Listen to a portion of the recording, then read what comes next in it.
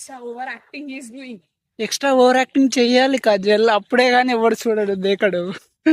సే కాజల్, ఒడిశాలో ఇల్లు ఎట్లున్నాయో చూడండి ఫ్రెండ్స్. ప్రకృతికి చాలా దగ్గర ఉన్నారు వీళ్ళంతా. ఇండ్లు కానీ పంట అయితే పెంచుతున్నారు, ఇంటి పక్కనే పంట.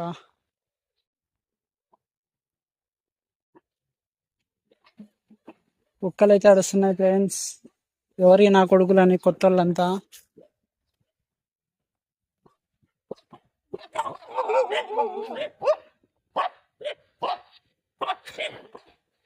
ఇలా ఇల్లులు అయితే చాలా బాగున్నాయి ఫ్రెండ్స్.